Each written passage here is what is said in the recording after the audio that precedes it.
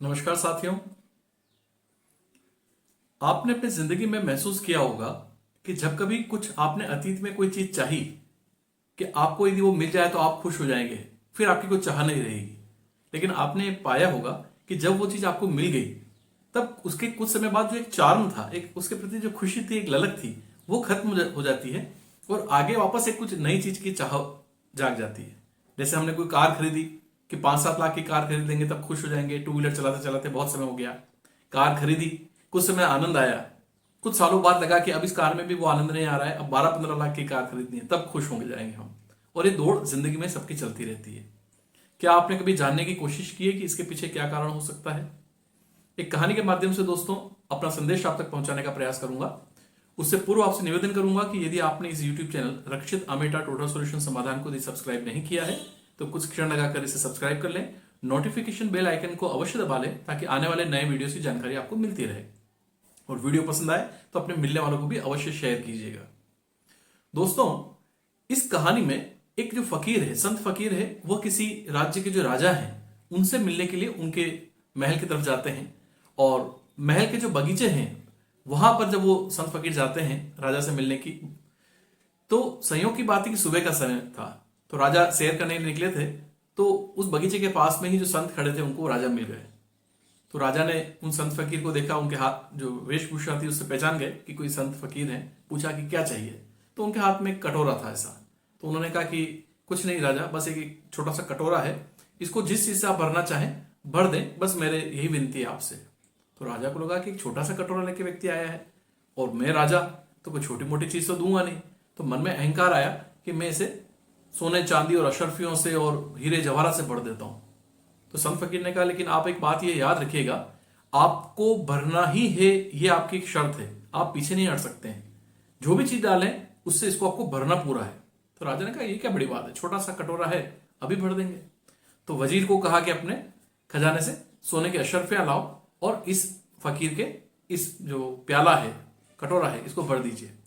तो जैसे ही ढेर सारे सोने के अशरफियां लाकर उस कटोरे में डाली गई तो वो अशरफियां जैसे गायब सी हो गई, वो फिर भी भरा नहीं, खाली रहा। और मंगवाई गई, फिर डाला, फिर खाली रह गया, जैसे गायब हो रही हो अशरफियां।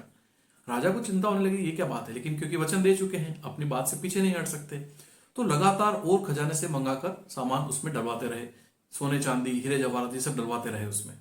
बाद में जब लोगों तक बात पहुंची कि राजा ने किसी फकीर को वचन दिया है और इस तरह से लगातार खजाना लुटा रहे हैं, तो सैकड़ों और हजारों की संख्या में लोग अपने उस शहर से, उस गांव से इकट्ठे हो गए। और राजा के लिए भी, क्योंकि अब ये उनके एक अहम पर आ गया था कि उन्होंने जो वचन दिया है उसको पूरा करना है और क्या वो इतने भी सक्षम नहीं है, तो उस ईगो के कारण से वो लगातार अपने खजाने को चिंता किए बिना लगातार उस कटोरे में ये जो सोना चांदी हीरे जवाहरातें भरते रहे और सब गायब होता गया। सुबह की शाम हो गई, लगभग खजाना खाली हो चुका था। अब राजा का दिमाग ठनका कि कुछ गड़बड़ हो रही है। तब वो उन संत फकीर के पांव में पड़ गए और कहा कि आप कोई सामान्य व्यक्ति नहीं है और ये जो कटोरा है ये भी सामान्य कटोरा नहीं लगता है, कृपया आप मुझे मार्गदर्शन दें, अब तो खजाने में सब कुछ खाली हो गया है। तब उन संत फकीर ने कहा कि राजन, ये कटोरा और कुछ नहीं, हमारा मन ही है। मैं आपको एक संदेश देना चाहता था, इसी के लिए मैं आज आपसे मिलने आया था, क्योंकि आप लगातार दूसरे राज्यों को जीतने के लिए अनावश्यक रूप से उनके वहां जाकर अशांति फैलाते हैं, युद्ध करके उनकी जनता को, उन लोगों को तकलीफ देते हैं।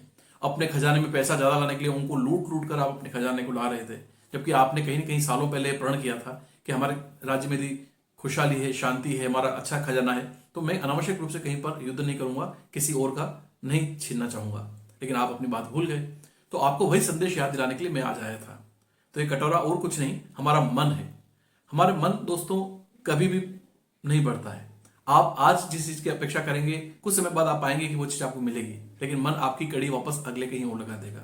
ऐसा नहीं है कि जिंदगी में तरक्की करने के लिए हमें आगे मन नहीं अटकाना चाहिए, अवश्य अटकाना चाहिए, लेकिन दो चीजों में अंतर है। एक बाहर की दौड़ है जिसको सांसारिक रूप से आप दौड़िए, लेकिन एक मन के अंदर एक इमोशंस होते हैं, एक भाव होता है, एक जो कहते हैं कभी कभार यदि वो पूरा नहीं होता तो कि एंग्जाइटी जो आजकल लोगों में क्रिएट हो रही है, उससे हमें बचना है। आप ध्यान रखें दोस्तों, कई बार लोग ये बहाना बनाते हैं कि हमारे पास अभी सक्षम नहीं है, पैसा कम है, इसलिए हम लोगों को सहायता नहीं कर रहे हैं, ज्यादा होगा तो हम सहायता करेंगे।